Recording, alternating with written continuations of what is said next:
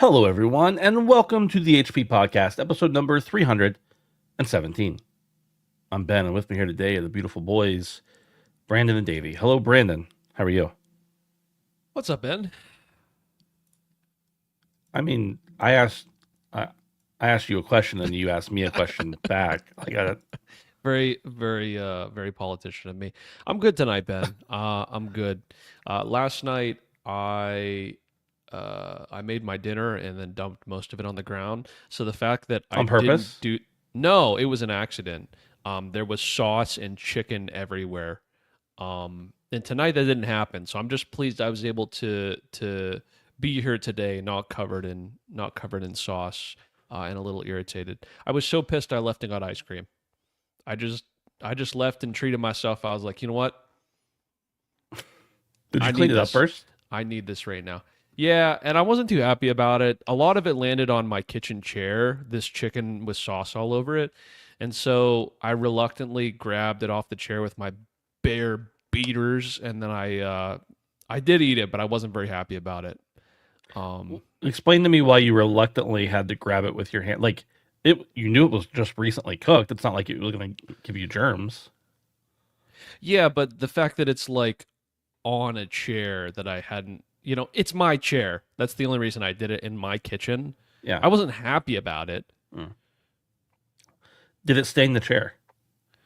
No. No. I used a lot of Clorox wipes on the chair afterwards, but uh yeah, we had to deal with it, boys. That was my tragedy from last night. I just had to get it out because I've been thinking about it since last night, and I had to let somebody know about it. Because it really did look like a blood spatter scene. It was all over my pants. It had gotten on the table and like started to run underneath the lip because there was enough sauce and liquid in with it that it was like running underneath. It was on the floor, all over the chair. This Um, is what you get for being a sauce man. yeah, it was more sauce than needed. I will say that, and especially having it on the floor and on like myself, it was definitely too much sauce for that. But Yeah. um, I've learned my mistake. And so tonight you rectified it by just not eating dinner, I assume. No, I almost had the exact same dinner. I just didn't drop it this time. Just didn't eat it off the chair. Yeah. Well, I'm glad to hear that you are fed tonight. A little disappointed you didn't get ice cream tonight. Maybe. There's still time. That's There's true. still time. That's true. Dave, how are you in your unsauced condition? I'm good. I'm good. Yeah, it's election week up here in Ontario. Oh, right. So we've got to go You guys do vote on Thursday. you guys do those? Yeah. Yeah, it's a weird one too because They're rigged, Brandon. It's fine. yeah, well, it seems that way cuz it's a snap election. So Oh. the incumbent has decided to have an early election and he's using the Trump tariffs as an excuse as if he, the premier of Ontario, can do anything about tariffs from President Trump. Uh-huh. So it's all really silly because, as you know, Justin Trudeau has resigned. So Right. the federal liberals. But that's not effective yet, right? No, but the thing is the federal liberals, who is the incumbent's opposition here in the province, they're all tied up trying to find a new prime minister. So they don't have the resources to kind of fight a real election here. So it's all kind of weird. And I don't know, the whole being able to call a snap election Yeah, seems how does really that work? sleazy to me. Yeah, I don't understand how it's even. And we've had many of these, like since come to voting age. Like there's been multiple snap elections, and it just seems weird that you can decide to call an early election whenever you want. But Dave, I like how you just said since I've been old, instead of saying since I've been old enough to vote, you said since I've come of voting age. That's what I appreciate yeah, about you. come of age. Yeah, I didn't know what to say, but yeah. But in any case, it's voting is exciting. Yeah. I like voting. And I like watching debates and stuff like that, even though like I know like the platforms that are being promised and stuff like that, like I know it's not going to happen. I know they're lying. They're politicians because they're not smart and they're good at pulling the wool over people's eyes, but it's Sure. still an exciting time. Yeah. So yeah. Yeah, it's very important, obviously, not to get into specifics, but like it's important on who we elect and who we choose to run our country more important on who runs our community, in my opinion. But, that's a different soapbox for a different day. But beyond that, there is also like a spectacle / sporting event component to it that I really enjoy. Like, don't get me wrong, it's important stuff, but also like there's a fun little bit of like, rah rah cheer for this, or like, oh, he showed him kind of thing, even though they're all friends behind the scenes, just like sporting events most of the time. But you watch it and the polls start to close and you see the little numbers go up, and this is just a provincial election, so there's only one time zone, so it's all going to happen very quickly, but it's still kind of cool. That is wild though. I didn't know you could just call a vote whenever you felt like it. Do you guys remember Doug Ford, the crack smoking mayor of Toronto? Yeah. So it's his brother who's the premier of Ontario now, that sounds which about I guess right. is the equivalent of a governor, a state who leads a state, a governor. Yeah, governor. Yeah. So yeah, it's pretty fun. He's been in power for a while, and he's an interesting guy. But yeah, Does he smoke crack too? His biggest platform promise was buck a beer, which he still hasn't delivered, or he did and then it failed. So apparently that's the biggest issue facing Ontarians is buck a beer. Bucket beer or buck a beer? Buck a beer, $1 beer. So he was going to make it legal, like the law that beer can only be $1? Yeah, so he was going to institute laws that like the Liquor Control Board and beer stores and stuff like that would have to have beer for $1. I would vote for that guy, dude. Oh my God. Holy shit. Our colleges are underfunded. Nobody has a family doctor. But no, we got buck a beer, right? Yeah. That's the only way to cope with it, Dave. Yeah. Does he also smoke crack? You didn't answer that. Apparently not. No. Okay. No. Allegedly. There's still time. Allegedly. Just like the ice cream with Brandon.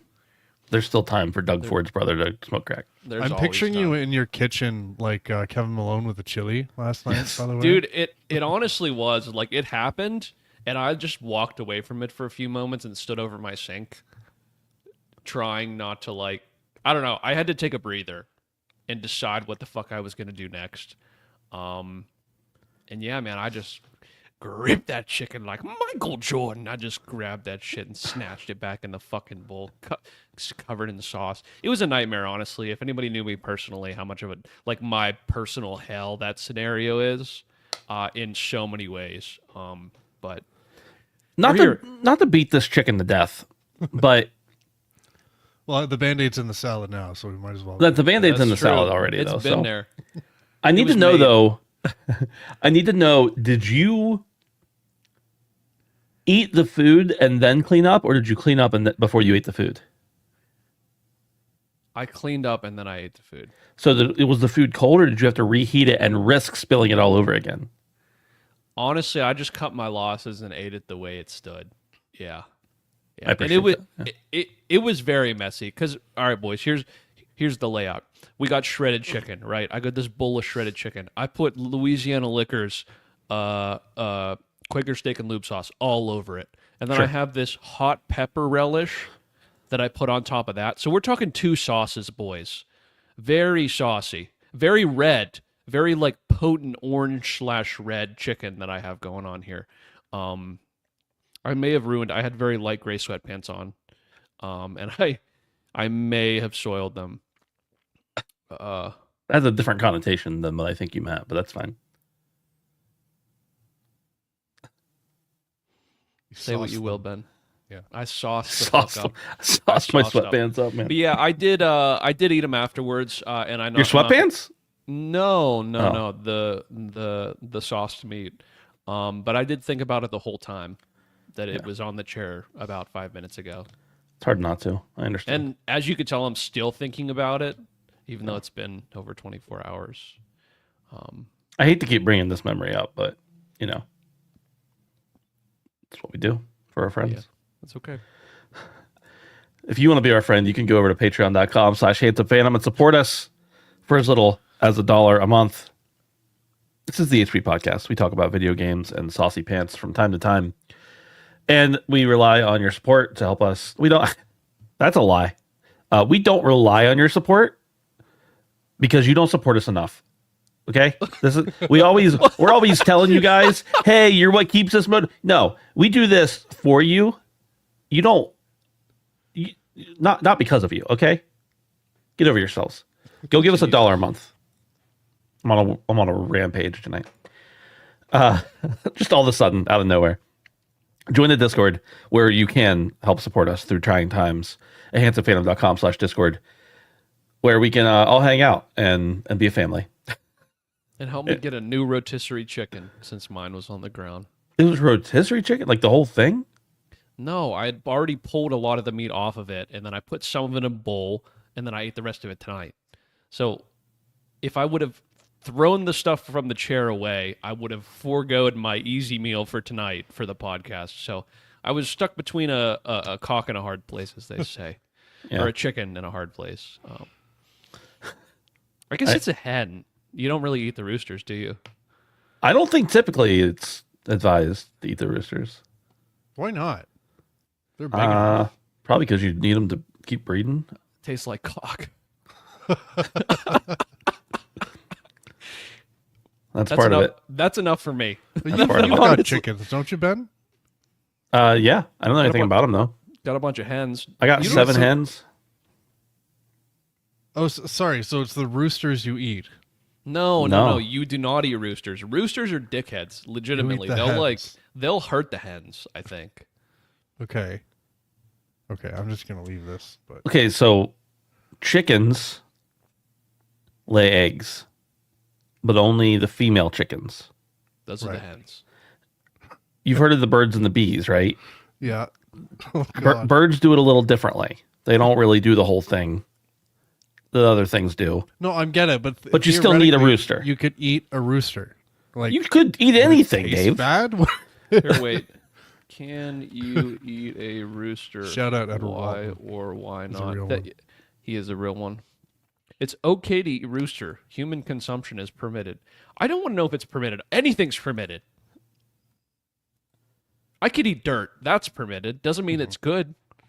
Most likely you have. Commercial chickens are typically slaughtered before coming of age. And roosters are roosters virtually taste good? indistinguishable. Playful banter normally ends at the 10-minute mark, and we're well past that. So I apologize to the. We got to get to the listeners bottom of tonight. this. Okay, roosters can taste good, but their meat is typically tougher and considered gamey compared to hens. Right. Okay. Now hens also lay eggs, which, if fertilized by the rooster, can turn into more hens or roosters. But you eat those eggs, as you may be accustomed to in Canada land from time to time. And you need the rooster to stay away from those eggs. So how do they get the chicken to half grow in the egg and then they eat it? You ever see those? No.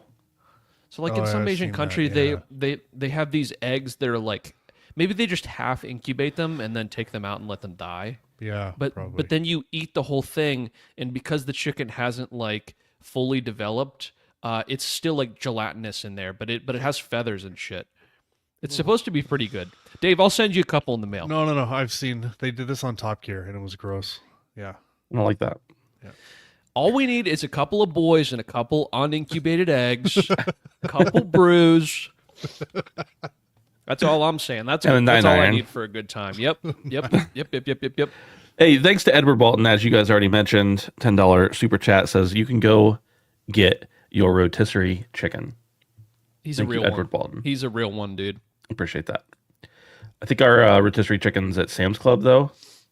I don't even know if one of those would have lasted you 2 nights. They're like $5 or $7, and they're like the size of a chick, like a little tiny thing. Yeah, I picked that shit clean. I wasn't very good at it. I chomped on a couple bones a couple times and had to kind of pull them out. But I just went in there with my hands like a fucking caveman. I didn't even use a knife. It's the way to do it, man.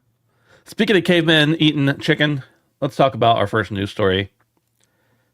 This comes from Media Research, and it's titled, "The Case for More Digestible Games. Over a third of console and PC gamers play less than 5 hours a week. The attention economy is oversaturated. Games are not just competing with other games, yada, yada, yada, yada, yada, yada." Let's get down to the actual numbers here. Averages only tell part of the story. Diving deeper into the data, we found that 2/3 of PC and console gamers spend less than 10 hours a week gaming. 36% of console gamers spend less than 5 hours a week gaming, and 40% of PC gamers spend less than 5 hours a week gaming. Obviously, every study has their flaws and can be subject and has a margin of error and all that kind of stuff. But I wanted to know what you guys think of this because, yeah, 5 hours a week for some people is going to be a lot of time to carve out of their days. 5 hours a week for other people is like they get home on Monday night and they've already hit that. So I want to know what you guys think about this. There's also the case that console gamers says they're spending less than 5 hours a week. What if they game on console and PC? Does it count that? I don't know. But anyway, what do you think of these numbers, Brandon? Is it what you would expect? Yeah, I mean, I think this guy just was like had a sign up for filthy casuals, and then all the casuals came. This seems a bit low to me. I don't know. I'm not saying it's inaccurate, but I wonder the sample size. I'm a little bit hesitant to put a ton of weight into this. It seems a little bit low. I will agree that the general attention span of human beings is being lowered by the second due to our cellular devices, mostly. But I don't know. I know a lot more people that play a lot more than this.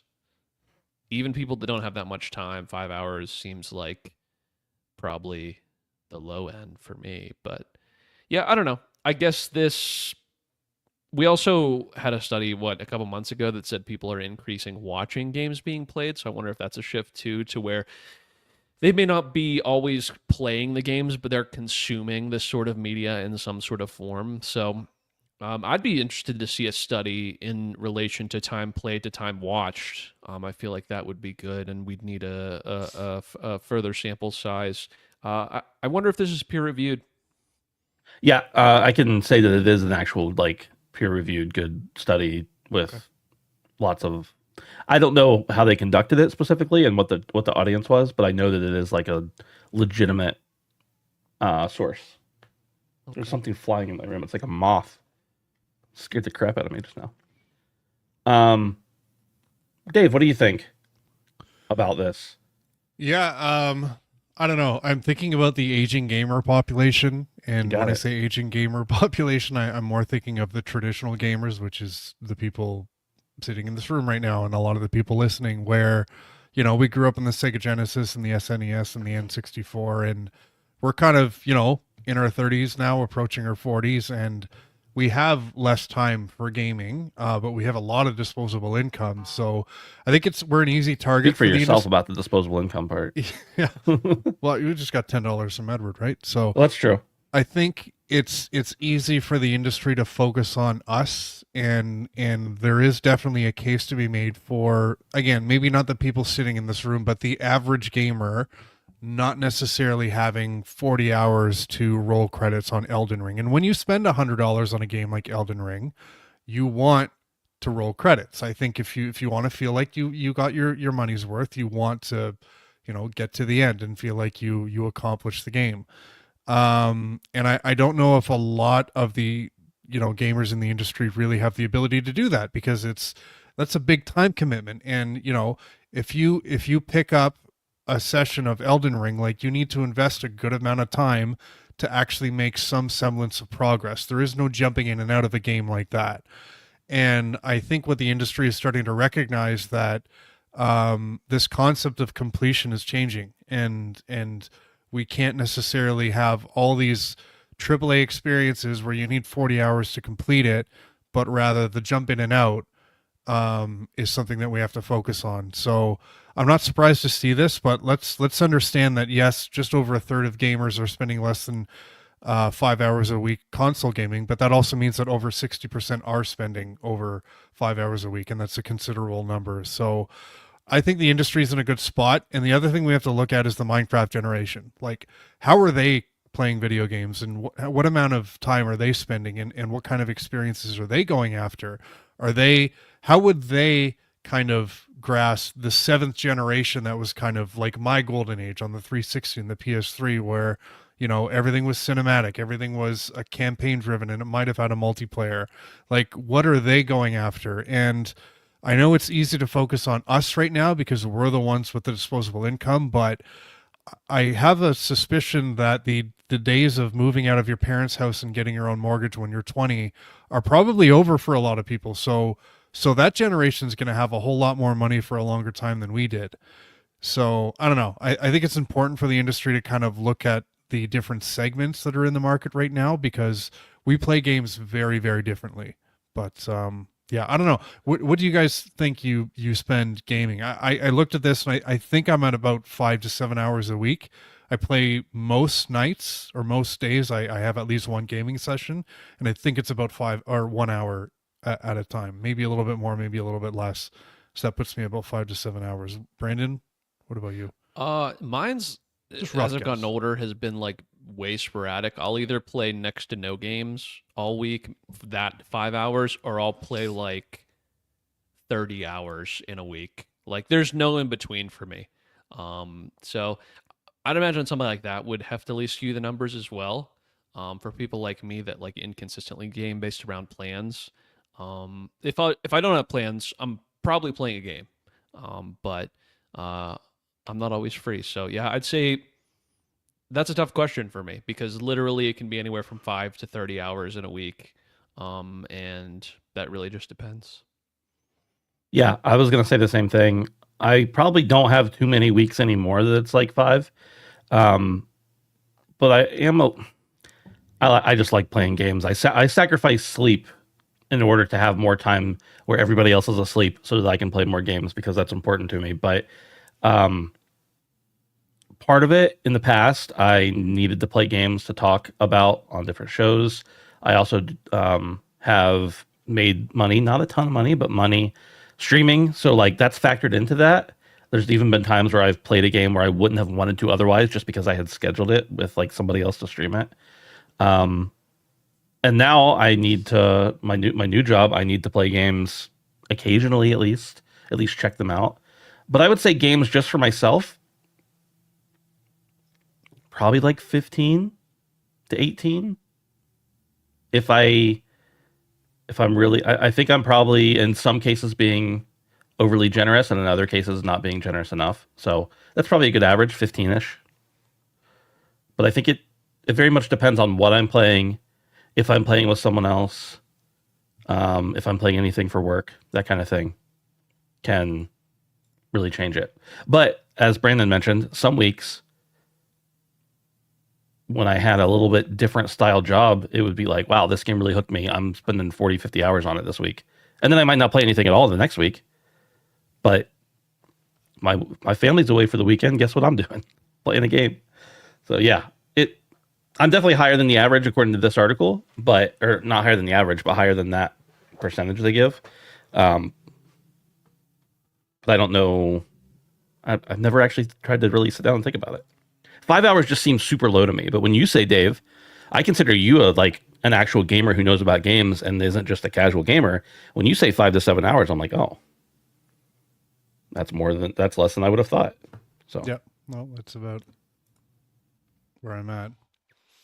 That proves you don't have to play, excess of 20 hours a week to consider yourself a gamer. actually, what I was thinking is that You know what we I need think another makes, podcast host. You're fired. You know what I think makes you more of a gamer is playing lots of different games. Yeah. I think, if you're someone who just plays FIFA or just plays COD or just plays Fortnite, then, I guess you're a gamer, but everybody's a gamer, but I know what you're saying. And I do play a lot of different games. Yeah. So, I agree with you mostly, Dave, but I feel like there's an inverse to that. There are a lot of people that do that, but there's also a lot of people that like, I don't know, they play one game a year, but it's The Witcher 3 and they've put 400 hours into it. Like I think Yeah. of my dad, like he played Horizon Zero Dawn and the fuck Played it like 6 times, didn't he? What's the second one called? Forbidden West. Forbidden West, dude. see, I knew that, and a non-gamer wouldn't know that. He had to have put, I'm not exaggerating whatsoever, 400 hours into that game easily. So like he doesn't play a lot of games, but like I feel like that doesn't unqualify him from being a gamer. You know what I mean? The people that do have the more casual experiences with these online service games, I think it's just kind of a thing they do. I don't know. I It's think like Dave was watching- saying it makes him more well-rounded, which is probably true. Understood. But I don't know, man. I feel like even though games should probably be shorter, I know a lot of people that have tried to play Elden Ring. I'm thinking of a guy I work with specifically who he told me he tried to play Elden Ring, and then in the coming year, I talked to him about all these other games, and I'm just like, well, it's not that you didn't have time or you didn't want to play games. It's just if you would have stuck with that game, you would have beaten it. Mhm. And I guess that maybe goes back to the attention span piece, where it's like, it's hard to continue to stay motivated to be on that one piece of media for that long, which I think there is a case to be made for that. That games should be shorter because people have a harder time sticking with it for that long. I feel like that's the outlier. Like most people don't want to spend that long, but Yeah, I think I'm not that way normally. Like I try to finish games, but I will say that sometimes I'm like, I'm gonna check this game out, and I'll play it for, let's say it's a 30-hour game. I'll play it for like 5 hours and be like, I get it. And I'm not really like motivated to keep playing it anymore. Now, sometimes I have a financial incentive to do so because I'm like, I paid $60-$70 for that. I'm going to finish it, and I will. But I would say probably I would be happier if when I start feeling like I don't want to finish it, I just moved on. right. So yeah. And then there's other games, like pretty much any game I play that is like a live service game, I'll sink way more time. It's not a matter of how long is this game to me. It's a matter of, am I tired of it yet? Right. And unfortunately, that happens more than I would like. But I still try to finish a lot of games. But sometimes I'm thinking about Dave the Diver. I know there is like a progression and an endpoint to that game technically, but like after I played it for 20 hours, I was like, I get it. I think I'm okay now. I think I'm good to move on. And I think that's okay too. I think we're way off of where we started. So let's just move on to the next one. Well, hold on one second. Edward Walton says, I agree with Dave, but I do consider hardcore someone who invests a bunch of time in 1 to 2 hour games. I wouldn't call someone who diversifies as casual, though. Yeah, I think that's the right approach, is just, if somebody's playing like every big game for a couple hours, but they're playing every game, that's great. If someone is playing every big game that quarter, but they're only playing that one game that quarter, that's cool too. Play what you want. Play what you. enjoy. That's our logo or our motto. I don't know if it really is. It's what I say all the time. It's just play what you want when you want to play it. And play some indies. Yeah, I would agree with that. Video Games Chronicle says that PS5. Where are we dropping, boys? Y'all We hear? have a Y'all Fortnite want to song- get on we the have a train? Fortnite story coming up, so I hope that we get the train at just the right time. It's probably won't. It's here now. It's so loud, man. I hear it from my house. You hear it from your house? Yeah. Yeah. I always hear it, but it's extra loud today. It is extra loud tonight. I don't know if it's the weather or what. Did you hear how many times it honked? They're legally required to honk Do you three want me to- times. do you want me to take this one, Ben? It's still going. I don't know why he's still going. Is there a cow on the tracks? Like, what's going on? There's a rotisserie chicken on the track. There's somebody threw a rotisserie chicken out there with sauce all over it. Don't even joke about that. US PS5 Pro sales have fallen behind PS4 Pro's sales performance during its first month of sale. That's according to data from market research firm Circana, shared by analyst Matt Piscatella. However, it's worth noting that PS5 Pro retails for significantly more than the PS4 Pro did, $700 versus $400, and Circana's reporting period is also 1 week less. We probably don't need to go too much into depth on this, other than to say that the numbers, they haven't released figures, but the earnings were released, and that's how they broke it down a little bit. So, what do you guys think are factors other than, of course, the price point? Because that is definitely a factor. Dave, I feel like I know what you're going to say, and I have a good perspective on what you're going to say to this. Okay. When the PS4 Pro came out, we got a really cool video of a loading screen or lack thereof in Spider-Man Miles Morales. And for me, was it Miles Morales or the original Spider-Man? The Miles Morales came out with the PS5, didn't it? Right. So then it was the original Spider-Man. But anyways, it was a demonstration of what the PS4 Pro did for load times in a very good looking, very large open world game. And that to me was all they needed to do. And it demonstrated and showed the value of the PS4 Pro in a very clear and obvious way. And I don't feel like Sony has done that for the PS5 Pro. When the PS4 Pro came out, a PS4 that sounded like it was going to take off into the stratosphere was a common thing. Everybody had one. Don't have that with the PS5.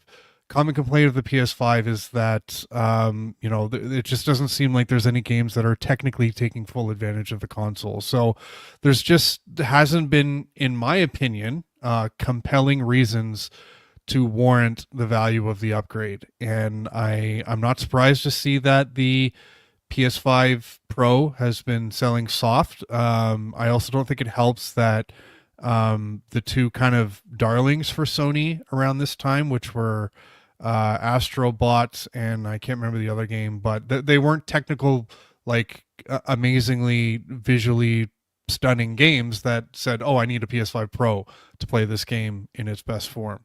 So yeah, I think in this article they kind of mentioned that there was a strong start for the PS5 Pro, but I suspect that Sony saw or forecasted that demand was going to be a little bit soft for this and adjusted its forecasts accordingly.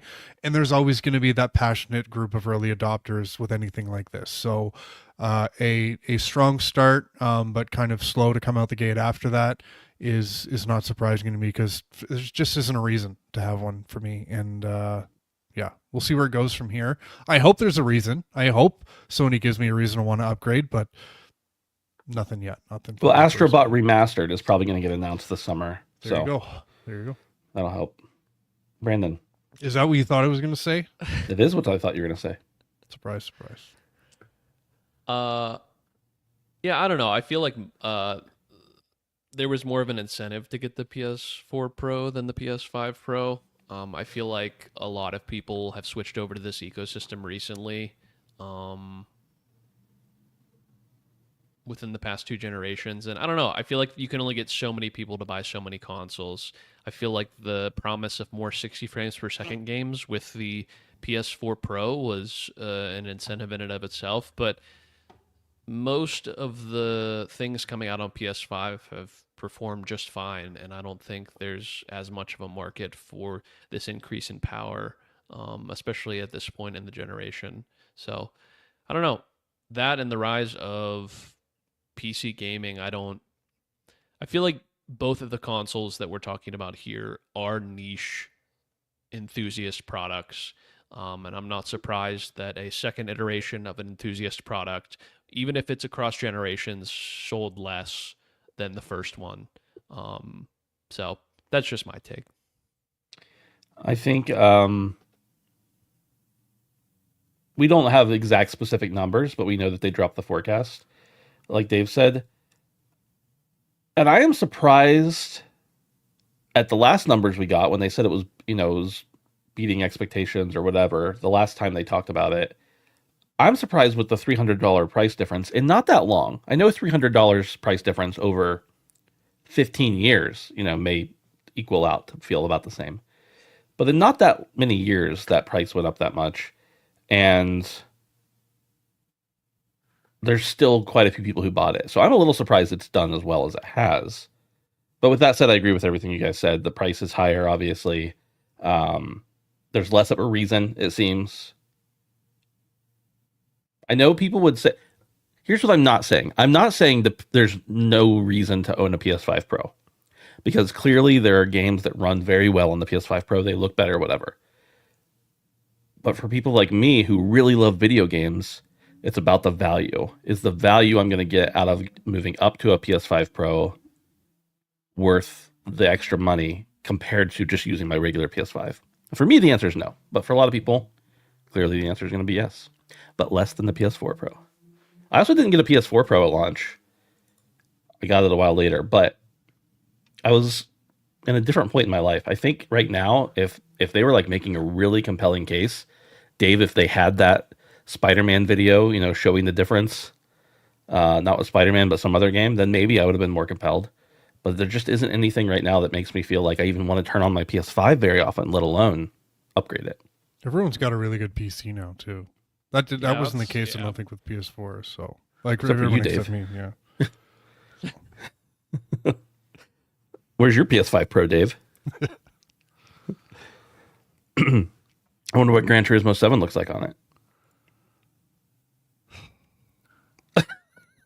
On the PS5 Pro. I have to.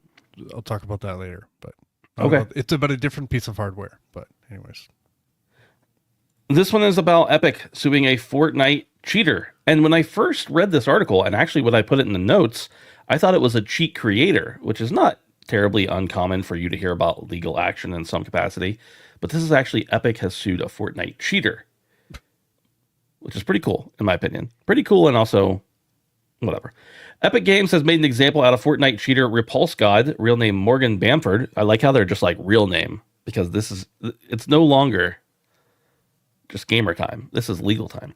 Who tried to scam their way to the top of a multi-million-dollar tournament. Details of Epic Games' action were announced by the company alongside the posting of a humiliating public apology video where he acknowledged he cheated and confirms he is now banned from Fortnite tournaments for life. In a statement, Epic said it sued Bamford when it emerged that he had shared his account with a friend to qualify for a global championship, Fortnite's biggest tournament, which held a $4 million prize pool. Exactly how much he lost is unclear, though in the qualifying legs for the tournament, it's likely he earned thousands of dollars. His public apology video, now public on his YouTube channel, reveals he had to pay a monetary settlement, which included the money I received but did not win fairly, which Epic will donate to charity.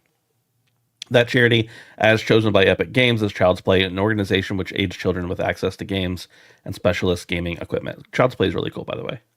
You should check it out if you haven't, and you are looking for a good charity to donate to. Boys, what do you think of this? I know we all have like kind of mixed reactions on it, but somebody cheated. They didn't just cheat; they cheated to get into a tournament and then to get to progress in that tournament. And Epic found out and was like, "Hey, not only are you banned, you have to pay us back the money you earned, and we're not just going to keep it. We're going to donate it to a charity where kids who can never compete in our tournaments most likely are going to be able to benefit from it." Which I think that's kind of a nice thing. Brandon, what do you think? Yeah, I mean, I guess we don't see things like this very often, as you kind of mentioned, Ben, going after big companies that provide cheat software sometimes it's hardware pieces, for consumers is pretty common, and happens all the time. But to go after a singular cheater, I think kind of the golden ticket with this one is that he was winning prize money. I think that there are many cheaters that simply get banned, and are never spoken of. I think it really is the fact that he kind of, I'm assuming this was an official Fortnite tournament. This wasn't just some sort of game. Yeah, it was. It was. So, Dave. sorry, Benji. I'm Benji in chat. What do you Keep say? going, Brandon. I saw what he wrote. No, you're good. You're good. But yeah, I think this is cool. I think this is good. It's like a deterrent factor. It's like hanging people in the streets, but less violent. Well, I just want to clarify real quick that this guy, it doesn't seem like they were using cheats. They gave their account to someone else to cheat for them, like to progress. I don't know if they were using cheats or not. They just had someone else play on their account, it seems. Yeah, I mean, statement stands. Yeah, I agree. Yeah, it's just like whether it be software or like any sort. Cheating is cheating. I mean, that's just plain and simple. And when you're winning actual real money and taking it from people that have spent many hours perfecting and honing their craft, that's the problem. So this is good. This is good guy Epic. For once. Dave. Yeah, if you're looking for something fun to watch on YouTube tonight, which a lot of people probably already have, but the videos of the video compilations of people getting caught cheating in like tournaments or streaming, like big streamers getting caught cheating in Fortnite and stuff like that. It's good watching. It really is, because cheating is ruining online gaming, and just look at what it's done to Call of Duty. and like playing on PC, like, you know, the risk you're taking, and crossplay is just like a non-starter for so many people now because of what is going on in a lot of the online games. So I'm glad to see Epic taking a stance like this. Again, if as you guys kind of reiterated, if this was just a guy streaming, I don't agree with taking legal action, like just ban them. But the fact that they were in a tournament and yeah, I agree with kind of taking legal action. But I wish they would go. I don't know how hard they're going after the people who are actually making these systems that allow you to cheat, but I think those are the ones who are really ruining the experience. And Yeah. I feel like Epic has the resources to go after these people. So I'd love to see a harder stance there. They've got more money than Bungie, and Bungie regularly goes after them. Yeah. Yeah. So, I mean, we see how hard, maybe Epic is still recovering after going after Apple for so many years, but I mean, true. it's just, it's, these are really good games, and I'll talk about this later as well, but when games are ruined by people who just want to ruin your time, it's just not cool. And those people shouldn't be allowed to kind of ruin your product, which is otherwise fantastic. So, Dave, you were talking about those compilations. I don't know that I've ever seen specifically what you're talking about, but I have seen like clips of cheaters getting caught like while they're streaming. And a lot of times you'll see somebody like be in Call of Duty, let's say, and they're shooting at someone and they just snap to someone else, like completely out of view, and immediately start shooting. And the first thing that the streamers who are cheating always do is look at chat to see if anyone noticed. Yeah. And that's like, if there wasn't already a dead giveaway that you snapped to someone you couldn't see and started shooting them, the fact that you snapped to look at your chat to see if they noticed kind of confirms it. They close their window and they have the program open, that kind of stuff. Oh yeah, or they forget to turn the overlays off and they have display capture on or something. They're like, wait, who was on my PC? Yeah. Wait, yeah. Wait, who was on my PC? Yo, I let my friend on my PC. What did he put on here? Yeah. It's like, bro, you're caught in 4K. All right. Yeah. You're caught in 4K, my friend. Or at least 1080. At least 1080. Balatro is back in the news, boys. Balatro has won a formal appeal to reclassify as Peggy 12. This comes from Eurogamer, and it says Balatro, the poker-themed roguelite, which has successfully appealed Peggy's decision to classify it as Peggy 18 and has now been recategorized as suitable for players aged 12 and up. About a year ago, Local Funk commented on Peggy's perceived mishandling of the game's rating after it was pulled from sale in some countries due to a mistaken belief that the game contains prominent gambling imagery and materials that instructs about gambling, stating it is what it is. The Peggy 18 rating for the game Balatro has been changed to a Peggy 12 following a successful appeal submitted by publisher Sold Out Sales and Marketing, the Pan-European Game Information Organization. Peggy announced on its website earlier today. The complaints board concluded that although the game explains the various hands of poker, the roguelike deck building game contained mitigating fantastical elements that warranted a Peggy 12 rating. So I know there's been this huge thing with Local Thunk and the Balatro Twitter accounts tweeting out like really snarky things about like, this game that actually makes you do this is rated 12, and yet a game where you just have cards in it is rated 18. So that's one piece of it. And then the other piece isn't in this article, but I'm imagining this is why it got shadow dropped today. Balatro is now on Game Pass. I think it's, today's ID at Xbox showcase, this was yesterday actually, featured a surprise appearance from everyone's favorite trickster Jimbo with a big announcement. Balatro is coming to Xbox Game Pass starting yesterday, and some new friends of Jimbo are coming along with it. It adds several more face card customizations to the game. It looks like Bugsnax, Civilization, Assassin's Creed, Slay the Princess, Dead by Daylight, and Fallout are joining them as well. But yeah, it's on Game Pass. So not only did Balatro get their classification changed, they also got dropped into Game Pass. And I imagine those things were probably somewhat aligned, if I had to guess. Boys, what do you think about this story specifically, but about the bigger picture of, we usually think of ratings boards as good, and I don't really pay attention to ratings much because I'm an adult, and I doubt you guys do much either. but like we know that they're important for many parents, for many consumers. And we also know that generally the ratings boards were set up to prevent legal action. So Congress in the United States conditions specifically from getting involved, and they created the ESRB in order to mitigate the interruption of Congress. So to keep Congress out of video games, basically. But sometimes we see missteps, oversteps like this. And I want to know what you guys think about the general state of games ratings and stuff like that. I don't really know where to go from there. Brandon.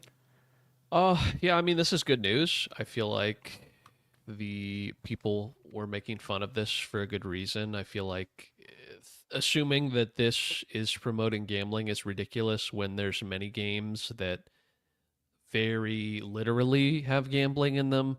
I'm thinking like some of the old Need for Speed games where it's like you roll a roulette. I'm thinking of, even Forza. There's a roulette system and loot boxes. I don't know. It just seems so prevalent that something like this, very clearly to somebody who knows the game at all, would understand that it's not that. So the fact that they're able to win an appeal is actually really good and really fortunate for games like this that come in the future. I think generally that this is a good thing. I think our ratings are obviously good, but I feel like you need more people that kind of are in the know here, because I feel like that's what happened here. Is it was a quick decision made based off of a visual representation that doesn't really accurately depict the reality of the game itself. So this is a huge win for an amazing game, for an awesome dude who made a cool thing, and I'm really glad to see that it's on Game Pass. Dave, are you going to finally give Balatro a shot now that they lowered the rating so you're allowed to play it? I think I know what happened here. So there was a guy, and he worked at Housemarque, and in 2020 he handled a support ticket from a guy named Ben Smith about Returnal not working on his PlayStation.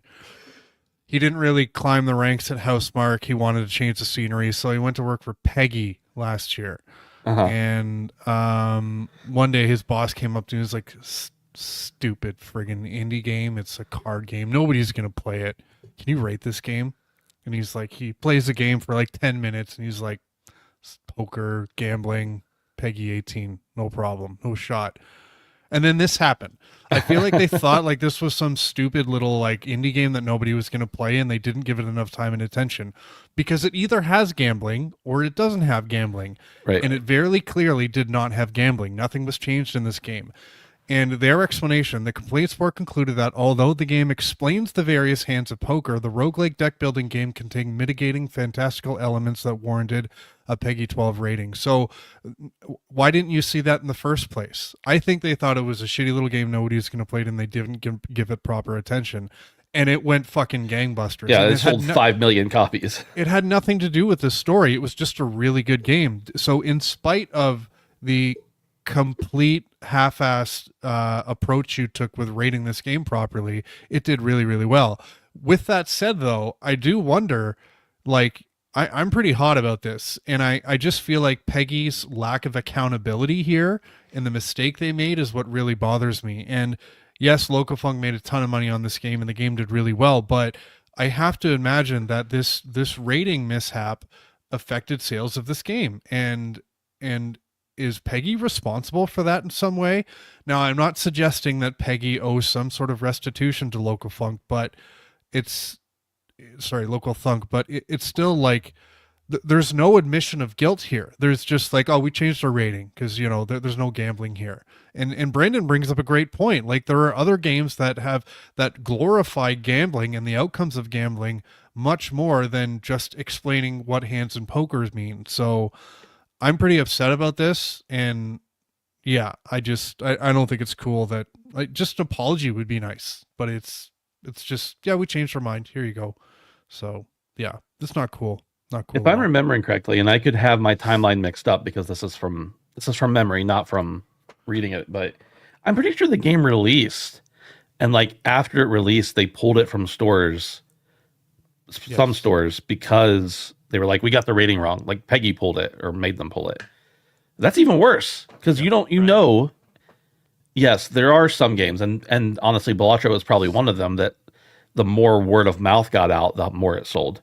But most games in their first 2 weeks sell the majority of the biggest chunk of copies that they will sell. Like that's statistically just true. So the fact that they took that wind out of their sails that early on.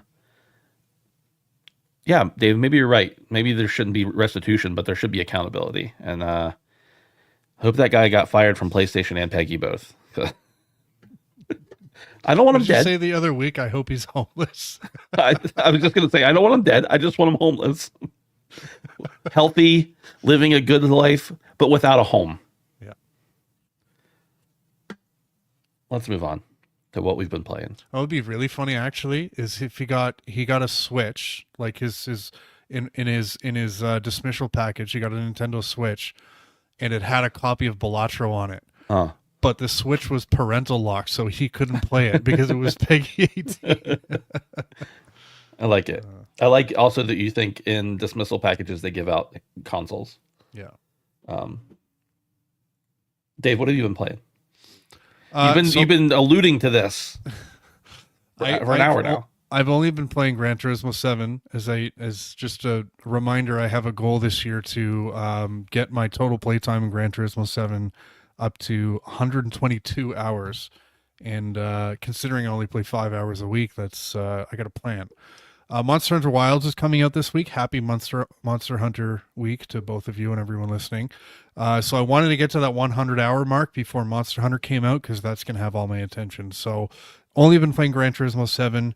I am still working through some of the menu books, and for anyone who's played Gran Turismo 7, if you have not played this game in using the Super Formula cars, you are doing yourself a huge disservice, because the way these cars drive and handle and make you feel, it is unbelievable. And there's a menu book towards the end, I think it's like 47 or 48, where it's only Super Formula cars, and there's only 4 cars in the game that you can pick, and it's really hard, and you really have to learn the track and the car, but just the feeling of like G-force as you're going around the corners and the speed in these cars, it's just absolutely unbelievable.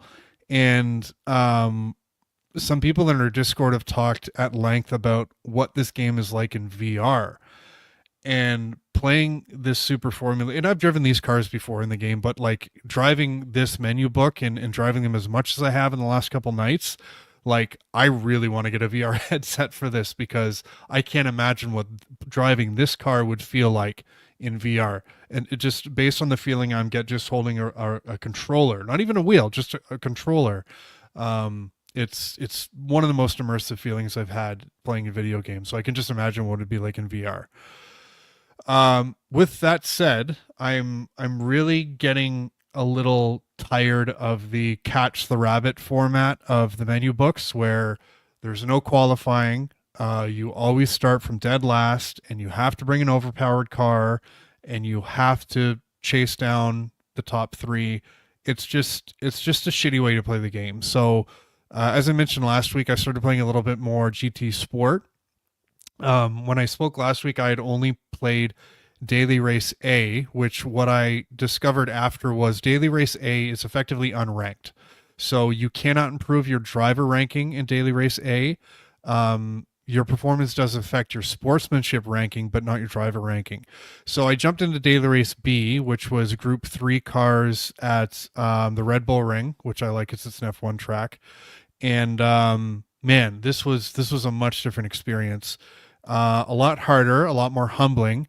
And I'm really enjoying it, and I've got my driver ranking up a little bit, and I've got my sportsmanship ranking up enough where this is playable. But man, does this game in online make a really bad first impression, because there are people in every single lobby I was in who are just there to fuck up your race. They're not sloppy drivers who are dive bombing into the corners or braking way too late, or just, need to learn the car better. They're literally like driving in front of you, hammering on the brakes and going, haha. And the worst thing is they quit out of the race before the race ends so that it doesn't affect their sportsmanship ranking. So there was an infuriating few races where I literally had to put the game down. I left my house, I went to run errands, and I was just like mad at humanity for that there was people doing this kind of stuff, but stuck with it, got my ranking up a little bit, and now those people are fewer and far between in the better lobbies. And that's where the motorsport really comes in. So yeah, Daily Race B. Daily Race C is a lot more difficult. It's longer races, requires multiple pit stops to manage tires and stuff like that. So I don't think that's at my speed yet, but I feel like a whole new portion of Gran Turismo has been opened up to me, and I'm happy I took the plunge with GT Sport. So yeah. Dave, I wanted to comment on your thing about the VR. One, I don't know if you should get a VR headset or not. That's your call. But two, I'm very surprised that GT is. I mean, I understand PlayStation exclusivity, but with the way they're moving so many things to PC, I'm surprised GT7 hasn't been one of them, because there are so many racing enthusiasts that have like full kit setups, including VR, wheels, full chairs, surround TVs or monitors, whatever, specifically for racing games that play them on PC, because that's where a lot of the enthusiast racing games are. I'm just shocked they haven't put it there, because I have like GT7 is obviously top tier, but I have and it's right up the alley of sim racing. I don't know why they haven't done it. That's the thing, though, is in the sim racing community, GT7 is not like, I think the serious people play Assetto Corsa and iRacing Right. and stuff like that. And Yeah. I think Gran Turismo is for us casuals, it's enough of a sim, but I think for the actual community, the GT7 is kind of looked as a little bit more arcadey and a little bit less sim than what they're looking for. So maybe they don't want to go up against like the Assetto Corsas and the iRacings and stuff like that, but I agree with you. Like, I mean, having that investment, it really kind of, again, I'm still playing on a controller. And the other thing that playing all this Gran Turismo has shown me is how fucking good this controller is. Yeah. But the experience can be that much better with VR and with a wheel and stuff like that. But yeah, I know what you're saying. Totally. I would agree with you that it is seen as a little bit more arcadey, but I have heard that voice from the racing community on PC that they would love to play Gran Turismo as well. So, hey, everybody, just because you play pro ball doesn't mean you don't throw a ball with your kid in the backyard sometimes, right? So yeah, but yeah, Derek, griefers. That's what they are. And griefers in other video games, generally you can shoot them and they're gone or something like that. But in a game where there has to be some semblance of sportsmanship and gamesmanship, it makes it so much more worse and annoying. So yeah. Bando. So I busted out the 3DS, and I'm playing Monster Hunter 4 on 3DS. I started that a couple hunts in. I got the itch. It's Monster Hunter week, and I had to get back in some way. I didn't check out a single one of the playtests or betas. I saw everything I needed to see. I almost did it the one weekend, maybe the first weekend that there was, but I missed it. And then after that, I decided I'm in either way, so I'm going to kind of let it be a surprise. But you pre-ordered it. Didn't you pre-order it? Yeah, I own it. Yeah. Yeah. I'm in either way, but what I'm saying is I've not played Monster Hunter in a long time. Sorry, that was a really weird way to respond to when I said you pre-ordered it and you were like, I own it. You just took me off guard as well. Oh, no. Gotcha. Yeah, it's in my library, yes. It's just not unlocked yet. But I was getting the itch, man. I hadn't played since Worlds, and that's all I've ever played. I did play maybe a single evening of Rise, and I found it difficult to play for some reason. And I know that's kind of like faux pas because I know it's a really beloved game, and Dave really liked it. You really liked it, Ben. You did not like it? No, I had a friend who pestered me about playing it with them for a month until I finally bought it, and then they never played it with me again after 1 hour because they didn't want to. Understood. Well, I think I'm the problem. Well, either way, I think it's probably a great game. I don't know if it was just where I was at the time or like I was expecting more of a Worlds experience. Yeah. But I didn't get it, and that was weird for me. So the fact that I'm playing on a handheld, I'm kind of curbing my expectations a lot. But it's been fun. I think the 3DS is a cool console that I have underutilized since purchasing. So I'll be excited to continue to play that a little bit more. But I think I'm going to start a new Save on Worlds tonight, boys. I think I made that decision after playing 4. Not that I'm going to stop playing 4 when I'm on my couch necessarily, but I think I'm going to start it back up because I've played, I'd say probably well over 100 hours on PS4. And I'd like to play maybe 10 to 15 hours before Worlds comes out. I've looked up a lot about Wilds, and I know there's a lot of new mechanics, but I will generally be playing the same type of weapon, and I think some of those skills will transfer over pretty well. So I want to get brushed up since it's been a couple years having played that. So what were you going to say, Dave?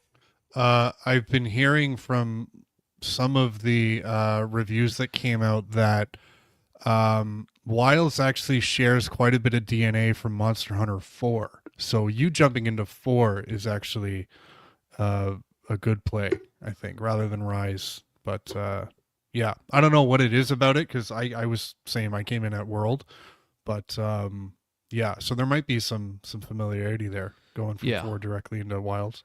No, but it's been good. So I will continue to play 4, but I think I did re-download it when I got home. I probably will at least start another game of Worlds and play a couple hours before the Wilds comes out. So to answer Radix' question in chat, I play with the 3D off because I can play with the 3D on my 3DS for like maybe 20 to 30 minutes, and then I feel like I've gone cross-eyed. So I'd much rather have the experience of me just like looking at a normal Game Boy screen, and that's kind of what it feels like to me. So, yeah, you better get cracking. You better start playing now. You said 10 to 15 hours before the game comes out. Comes out on Friday, man. What's today? Tuesday? Snip. Yeah, I mean, that would be great, but also, well, I have Friday off. So I don't know. It'll probably be a couple hours, more like it. 10 to 15 might be a little bit generous. I'm running out of days here. But yeah, that's been fun. So I'll at least play for a couple hours tonight. So nice. But also, I've checked out a new game that is not out yet. There's a demo for it. I saw the creator of this video made a YouTube video about it that inspired me to play it. And Ben, I think you'd love this. Have you seen Blood Thief? I played it last night. Dude, who told you about it? I can't disclose that. Okay. Dude, Blood Thief is fucking awesome. Legitimately is fucking awesome. Very, very heavy neon white vibes. The video I watch on YouTube, you could look up Blood Thief. It's probably one of the couple videos you'll see. I think it's from the guy that is the developer. I think it might be a one-man developer. And it is a game like Neon White, but imagine you have a sword. That's it. It's a lot like Neon White, except take out all of the bullshit anime love simulator shit, and it's just speed. It's pure speed. It's a very beautiful art style. The soundtrack is wonderful. This game is fucking sick, guys. And it's a game that promotes speedrunning, right? I was watching this guy talk about how he's coding this game and how people would break his game, but he keeps it in because it's fun, or they would have a shortcut that would take you out of bounds, and he didn't like how the shortcut looked. And so instead of punishing that, he made that a new shortcut that maybe isn't as easily accessible by view, but now it has walls around it instead of you being able to see out of the map. So he's very much playing into the speedrunning community, and he's incentivizing being quick at this game. He's making it a mechanic of the game that incentivizes you to play the game in a certain way. To play it in the most fun way is how he described it. So this game is fucking sick, guys. I don't know how much it's going to be when it comes out. I'm assuming it's not going to be full price. I would imagine maybe like a $20, $25, $30 game, but would highly recommend. Super replayable, gives me the same exact feels as Neon White, and I mean that in such a positive and endearing way. So yeah, this game is sick. I'm excited. I have it on my wish list. I will be purchasing it day one. I played a little bit of the demo. Not sure if I'm going to play more because I feel like I got everything I needed out of it, and I might just kind of see where it goes. I don't know. Maybe I'll play more. It's one of those games you could jump into and try and get a really good time for like 3 or 4 levels and then pop out, you know? So, yeah. And he seems to be a very tentative developer. that really cares about the community he's building the game around. So that's very fortunate, and could not recommend this game called Blood Thief on Steam enough. Play the demo, guys. It's really good. Yeah, and while you're at it, there's a whole bunch of games that have demos, new demos out right now because of Steam Next Fest. And just like Blood Thief, that's a great time to go and find some random game that's not out yet. Or maybe they are already out, but more likely not out yet. And just check out their demo because there's a ton of new demos out that'll be out for this week. And then some of them go away, some of them stay. But that's a really good time just to, like Brandon did, find a game that is going to be, that's right up his alley. And I agree, Brandon. I had a lot of fun with it. I didn't play it the whole way through, but I downloaded it and checked it out. And I'm like, I want to go back to this and actually play the demo, the full demo. Yeah. Because you're right. It's like it was. If somebody was like, "What kind of games do you like?" Oh, survival. That one doesn't fit. The rest of them, this is it. Right. So Right. yeah. Yeah. It's incredibly high quality. Benji, medieval neon white is exactly how I would describe it. Yes, it is what did someone say? Isn't neon white the weeb ghost runner with guns? Yeah, I mean kind of, but check this one out. No. It's melee. It's melee, and it takes out all of the annoying. I thought the dating sim stuff was endearing, and I actually ended up liking it by the end.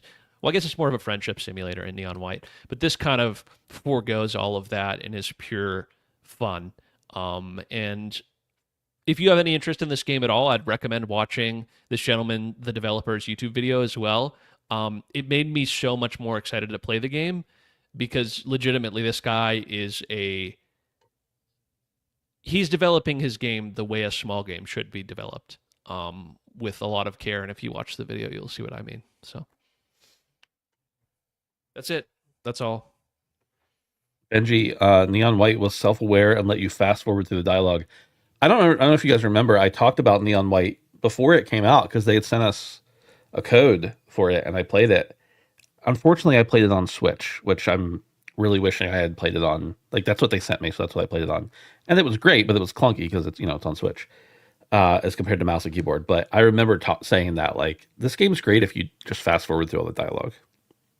I 100% of Neon White, so Yeah. I can confidently say I didn't skip any dialogue. I did it all. Also, Ed, Ghost Runner. I don't want to shade Ghost Runner, but Neon White is a much better game. I'm just going to say it. It just is. So, Ghost Runner is great. I think it's wonderful. I think the second one's probably just as good, but Neon White's better. Sorry. For me, been playing more Rivals, as always. 2 new characters added within the last week. The Thing and the Human Torch. I don't really like the Human Torch as a character in this game. I like them as a character in general, whatever. The Thing is great. I like to play a lot of tank in this game, in most hero shooters, and the Thing is awesome. Is more of a brawler, honestly, than like a traditional tank. So it's cool. And then the other thing I've been playing is Avowed. I've probably only played like 4 hours of Avowed. Avowed is a game I had 0 expectations for. Actually, that's not true. I had negative expectations for it. When they first revealed it, I remember thinking, like, this doesn't look good to me.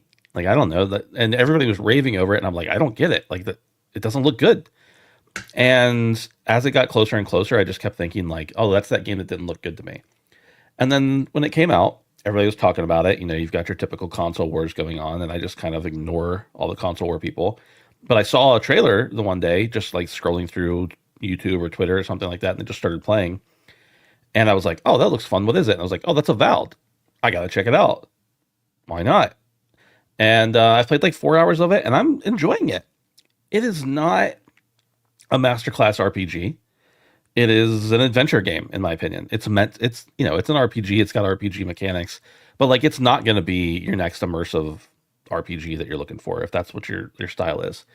But in the 4 hours or so I've played, I've really enjoyed the combat. The story's interesting. The dialogue trees are cool. The interactions you have are neat.